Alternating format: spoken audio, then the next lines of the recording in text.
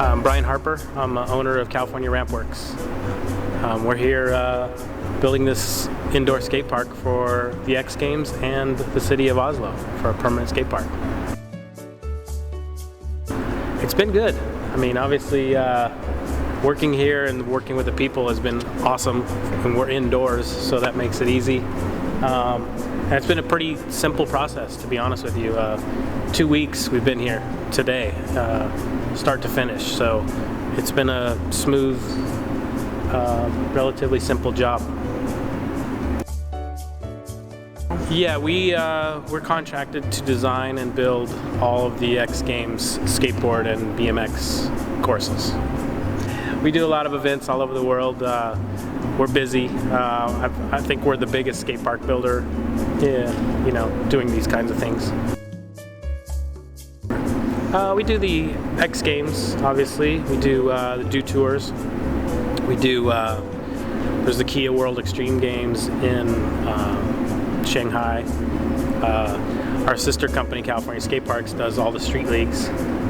And then we just do a ton of other events. And of course, also build public, permanent skate parks as well. I think it's because of who we are as a company and employees that we have. And I've been a skateboarder my whole life. And I learned at a young age how to build things. So I think that we're creative as far as the design. We still skateboard and we still stay in touch with, what's going to work. And then I think we work really hard to try to be the best. So I think that's why. Yes, part of my company is also we own CA Productions, which also is a sport organizer, we call it. So we hire the judges, come up with the formats, invite the athletes. So we organize the actual skating competition as well. So we'll be back doing that for this event. It's pretty straightforward. It's 3 runs. Best one counts. It's a simple format, but it works, especially for the TV and for the crowd to understand. And it's simple for the athletes, nothing too confusing. So we just, my main inspiration for this whole park was I came here in September as a site visit, and I saw all the architecture outside here and around the city, and just saw how cool the use of the wood and the steel and the concrete that a lot of the architects use in these buildings. And that was a lot of the main inspiration for what we tried to do here. So, we tried to incorporate, the elements that I saw outside into this park. So with the wood paneling, some of the bricks, and then the steel, it all kind of course, that's how you build skate parks, so it all kind of tied together. But this brick here, this is not real brick. It's stamped. We call it stamped concrete, and then it's painted. So it's painted to look like brick, but it's kind of a cool feature that we can do. Stair set, typical 6 stair. But again, just added some architectural elements with some, some creative slants, and of course the wood siding. It's just simple. It's not too tall of a rail. I think it'll be good for both the contest and the public afterwards, because obviously this is going to be a public skate park, so nothing can be too big for the average user. This feature here, not even sure what we're calling it, the wave. So this feature here we saw right out front, and we walked around with a couple of the local skaters, and they told us how obviously they would love to skate it, but they can't because it's illegal. So we wanted to incorporate something that was skatable and kind of looked like what we saw right out these doors. But again, this is this is a concrete top, but it's the stamp to make it look like wood, so it'll last. And it's kind of a cool feature. We were pretty happy with this one. A lot of the same elements you would find in any skate park. You got a bump to rail, A-frame bump to rail.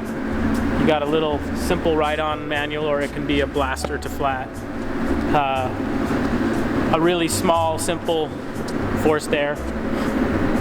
Again, the pros are going to get really tech on it, and then good for the public to learn on. Everything in the course is concrete except for the quarter pipes on the ends. Those are wood with birch surface.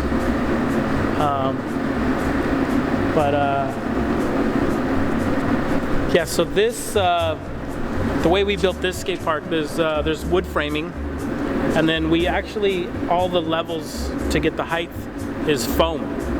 So it's a styrofoam that's, it's a structural styrofoam. It's used in building. So instead of just trying to build a bunch of wood decks that might crack and break, the styrofoam really holds the concrete well. Of course, in a permanent skate park outside, you would put dirt underneath, but it doesn't make sense for an inside park. So yeah, we use foam, and then they pour concrete right over the top of it. The concrete's about 4 inches thick. And we wanted to use birch on the quarter pipes just because if we come back next year and do another X Games, I'd like to be able to change some things up. And this would be an easy way to make some modifications to the course and do some new obstacles and do some new things for next year's contest.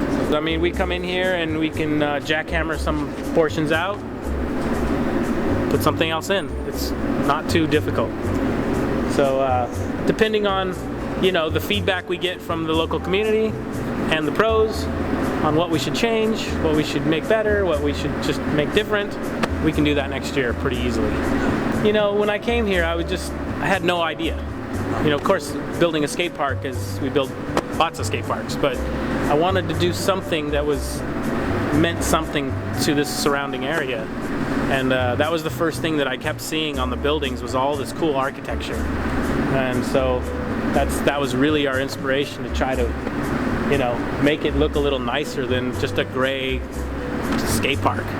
You know, so I'm really happy with the colors and the feel, and it's cool. And it's actually been very easy to work here and to get materials. It hasn't been a difficult process at all.